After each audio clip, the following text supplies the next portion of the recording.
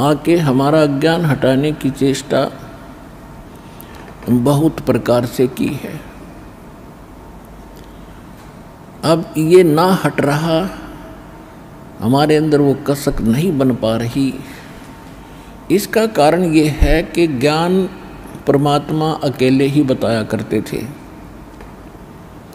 और अज्ञान फैलाने वालों की कमी नहीं थी, लाखों और करोड़ों की संख्या में थे। उस समय भी है, आज भी है, उस समय भी थे। और जिस कारण से परमात्मा का यो ज्ञान रोशनी नहीं पा सका, इसका प्रकाश बना नहीं। अब वर्तमान में परमात्मा ने ये समय निर्धारित किया कि कम से कम ये सतयुग त्रेता द्वापर में तो सुख का सांस ले लेंगे और त्रेता में इस कलयुग के अंदर तो इनकी दुर्गति होनी ही होनी है। इसलिए परमात्मा ने यह शिक्षा हमें दी। कलयुग भी 5500 वर्ष बीत गया था, या शिक्षा नहीं थी हमारे अंदर। और अब शिक्षा पाकर हम ये सोच रहे हैं कि अब हम ज़्यादा इंटेलिजेंट और सभ्य हो गए। हम इंटेलिजेंट तो हो गए लेकिन सभ्य नहीं हुए।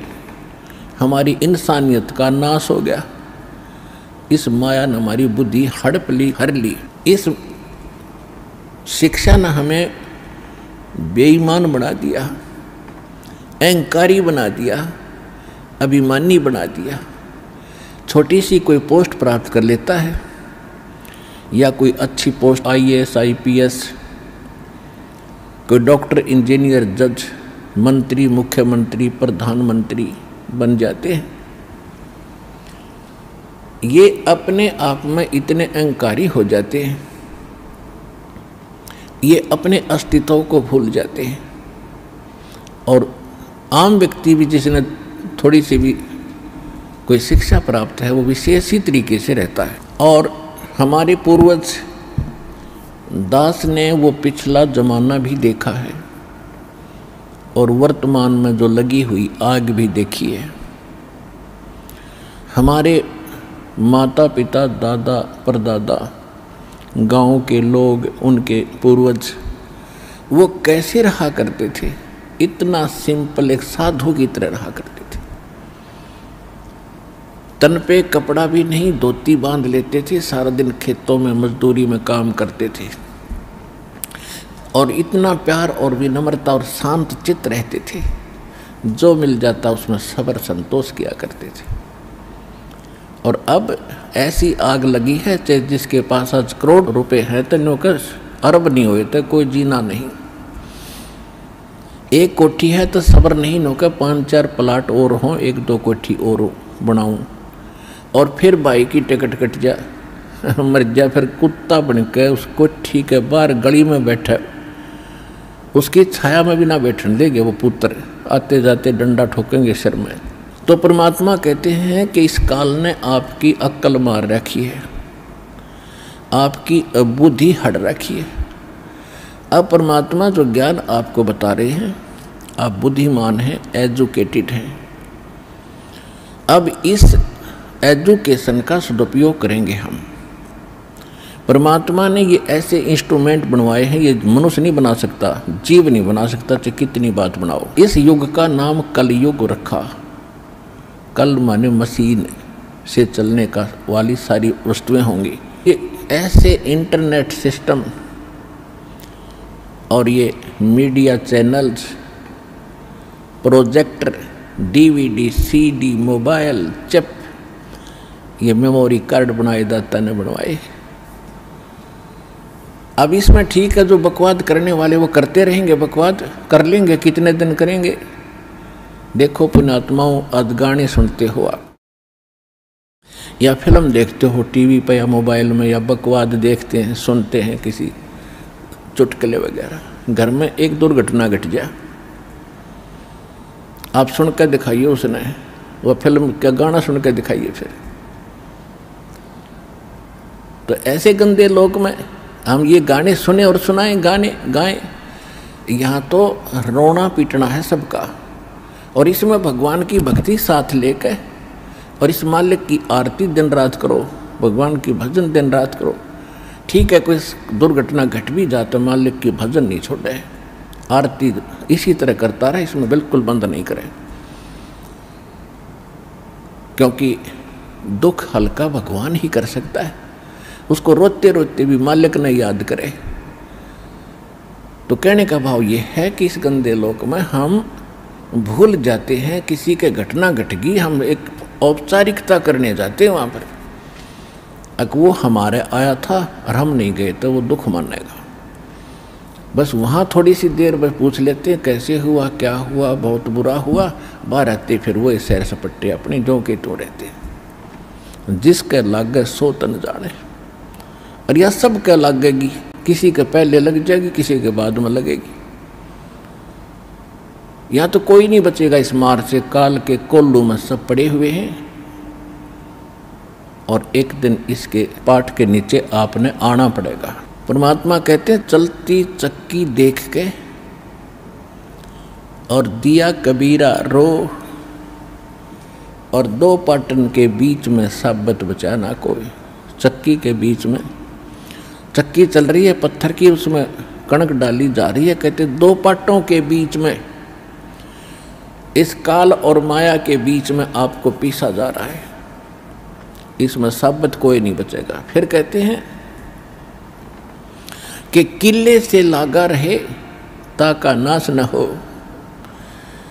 हमने देखा कि हमारी माताएं हाथ से चक्की पीसा करती थी, और उसमें एक किला होता था। किला बीच में एक ऐसे दोनों पाटों के बीच में सेंटर में पाट होते गोल गोल चक्कर पत्थर के,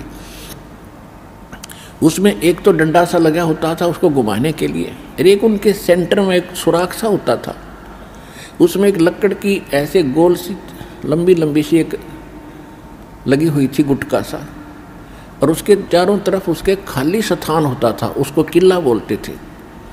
अब जो कणक उस किले में पड़ गई वह तो ज्यों की त्यों रहती थी, उस पर उन दोनों पाटों का असर नहीं होता था, और जो उन दो पाटों के बीच में आगे वह सारी पीस दी जाती थी। तो यहाँ परमात्मा कहते हैं किले से लागा रहे ताका नाश ना हो।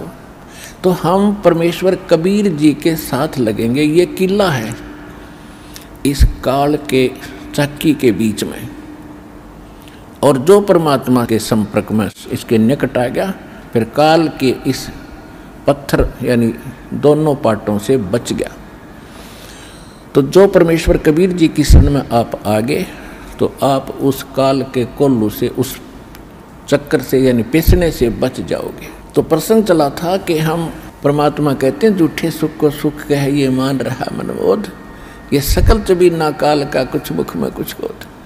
तो परमात्मा ने ये आग पहले नहीं लगने दी शिक्षा की, और कितना प्यार, कितनी आधीन्य, कितनी विनम्रता।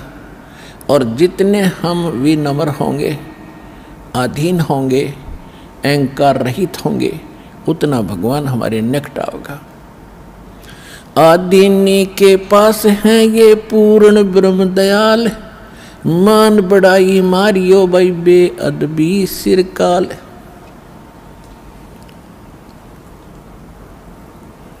अब जितने हम विनम्र रहेंगे परमात्मा उतना ही साथ देगा।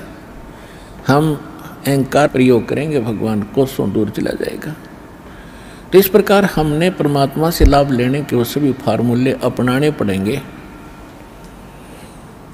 जिससे हम परमात्मा का पूर्ण लाभ प्राप्त कर सकें। अब जो प्रसंग चला था कि इस 21 ब्रह्मांड में परमात्मा कहते हैं हमने कोई सुखी प्राणी नहीं देखा। कहते हैं घाटे बाद सब जग दुखिया। जिसको घाटा माने हानि होगी, लॉस हो गया बिजनेस में, या कोई खेती हानि होगी, फसल नष्ट होगी, वो तो आप पे दुखी। और जिसने लाभ हो गया वो और घना दुखी। लाभ होते ही मान ले किसी ने 5 लाख रुपए का बेनिफिट हो गया, वो यो काल इतना जबरदस्त उसको भ्रमित करता है, वो 20 लाख रुपए का कोई काम शुरू करेगा, कितने तो लोन वगैरह लेकर 5 तो वो लाओगा और 15 और लेगा, कितने तो उधार लोन ब्याज पे। और वो बिजनेस हो जाएगा फेल।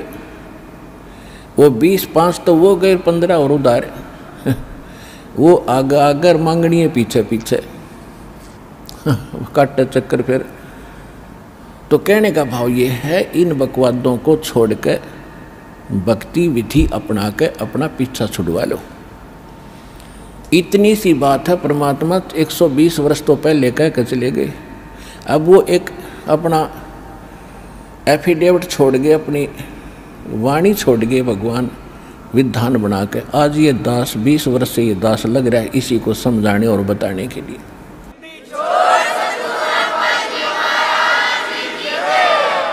और जब तक हम इस विधि को नहीं अपनाएंगे, हम ना तो यहाँ सुखी हो सकते और भविष्य तो भूल जाओ, सुख स्वप्न में भी नहीं होगा। जब परमात्मा की सही विधि, सही भक्ति और उसकी मर्यादा पर हम चलेंगे, हम यहाँ भी सुखी होंगे। पुण्यात्माओं, एक दिन दास वहाँ गया हुआ था गोवा के अंदर। गोवा एक स्टेट है और समुद्र के किनारे बसा हुआ है। वहाँ भगत ने एक सत्संग करवाया था। हम सत्संग करने गए थे सन 2004 में। और वो सत्संग भी उस समुद्र के किनारे से थोड़ी सी दूरी पर, यानी वहाँ से 8-7 किले दूरी पर, 1000 फुट दूरी पर एक ग्राउंड था, वो बुक करा रखा था। सत्संग समाप्त करने के बाद शाम को टहलने के लिए चले गए और सुबह भी फिर उधर ही घूमने जाते थे। तो क्या देखा, वहाँ पर ये फॉरेनर, विदेशी लोग अपने परिवार सहित उस समुद्र के किनारे रेत के अंदर लौट रहे हैं और रेत को लगा रहे हैं। और वो बता रहे थे कि ये कह रहे, अंग्रेजी में बोल रहे थे, कहा बड़ा आनंद आ रहा है, यहाँ पूरी शांति मिलती है। और फिर उनके बारे में ये भी बताया गया कि ये वहाँ अरबपति हैं, अरबपति। इनकी बहुत बड़ी इंडस्ट्री चलती है, इनके बड़े बड़े महल हैं, बड़ी बड़ी कार हैं, 1-1 करोड़ की कार है इनके पास। और उन महलों को, जिसमें ये करोड़ों रुपये की कोठी बना कर, करोड़ों रुपये की कार लेकर, वहाँ शांति नहीं। शांति मिली वहाँ कपड़े निकाल के एक लंगोट बांध गए और रेत में पड़े हैं। ने कहा हाँ यहाँ बड़ी शांति है। इन कोठिया ने शर्मा मारोगे जहाँ शांति नहीं, चाट लो उन कोठिया ने जहाँ शांति नहीं। तो पुण्यात्माओं, ये हालत है हमारी। शांति तो है बिल्कुल निश्चिंत हो करके और हल्का बन के, इन कार कोठी और इस माया में कभी सपने में भी शांति नहीं होगी। और शांति नहीं है तब बाढ़ में जाओ, वो धन जिसके चाहे अरबपति और चाहे खरबपति, जब आत्मा में शांति नहीं, वो तो आज भी आग में जल रहा है, फिर सारी संपत्ति ने छोड़ के फिर नरक की आग में न्यारा जलेगा। वो यहाँ भी दुखी, उसका परलोक भी दुखी।